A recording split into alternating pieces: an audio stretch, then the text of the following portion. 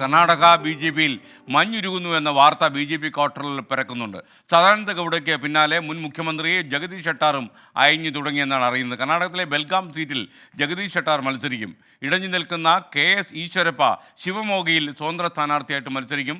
ചെന്നൈയിൽ നിന്ന് മനീഷ് മൂർത്തി കൂടുതൽ വിവരങ്ങൾ നൽകാൻ നമുക്കൊപ്പം തത്സമയം ചേരുന്നു. മനീഷ്, ഗുഡ് മോർണിംഗ്, പറയൂ.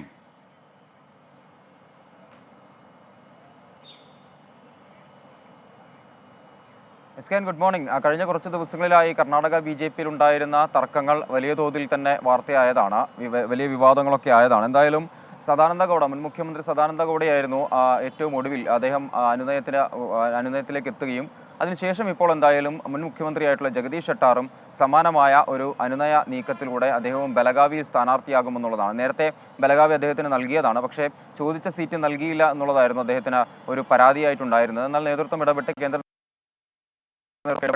ബലഗാവി സ്ഥാനാർത്ഥിയാക്കാനുള്ള ഒരു നീക്കം അത് അദ്ദേഹം അംഗീകരിക്കുകയും ചെയ്തിട്ടുണ്ട്. പക്ഷേ KS ഈശ്വരപ്പ, മുൻ ഉപമുഖ്യമന്ത്രിയൊക്കെ ആയിരുന്ന, ആഭ്യന്തരമന്ത്രിയൊക്കെ ആയിരുന്ന KS ഈശ്വരപ്പയുടെ കാര്യത്തിലേക്ക് വന്നാൽ അദ്ദേഹം എന്തായാലും അയയുന്ന മട്ടില്ല എന്നുള്ളതാണ് നമുക്ക് ലഭിക്കുന്ന വിവരങ്ങൾ. അദ്ദേഹം ശിവമോഗയിൽ, അതായത് മുൻ മുഖ്യമന്ത്രിയായിട്ടുള്ള BS യെദ്യൂരപ്പയുടെ മകൻ BY രാഘവേന്ദ്ര മത്സരിക്കുന്ന ശിവമോഗയിൽ സ്വതന്ത്ര സ്ഥാനാർത്ഥിയായി മത്സരിക്കും എന്നാണ് അദ്ദേഹം പ്രഖ്യാപിച്ചിരിക്കുന്നത്. കർണാടകയിലെത്തിയ പ്രധാനമന്ത്രി നരേന്ദ്രമോദിയെ കാണാൻ പോലും അദ്ദേഹം നിന്നിരുന്നില്ല. അദ്ദേഹം പറഞ്ഞിരുന്നൊരു കാര്യം, ശിവമോഗയിൽ സ്വതന്ത്ര സ്ഥാനാർത്ഥിയായി താൻ മത്സരിക്കും, അതിനുശേഷം വിജയിച്ചതിന് ശേഷം മാത്രമേ താൻ പ്രധാനമന്ത്രിയെ കാണുകയുള്ളൂ എന്നുള്ളതാണ്. എന്തായാലും ഈ മൂന്ന് മുതിർന്ന നേതാക്കളും ഇടഞ്ഞു നിൽക്കുന്ന ഒരു സ്ഥിതിയായിരുന്നു കർണാടകയിൽ BJP-യിൽ വലിയ തലവേദന ഉണ്ടാക്കിയിരുന്നത്. എന്തായാലും അതിലിപ്പോൾ രണ്ട് നേതാക്കൾ അയഞ്ഞിരിക്കുന്നു. സദാനന്ദ ഗൗഡയാണെങ്കിലും അതുപോലെ തന്നെ ഈ പറഞ്ഞ ജഗദീഷ് ഷെട്ടാർ ആണെങ്കിലും അയഞ്ഞിരിക്കുന്നു. പക്ഷേ KS ഈശ്വരപ്പ എന്തായാലും ഉറച്ച നിലപാടിൽ തന്നെയാണ്.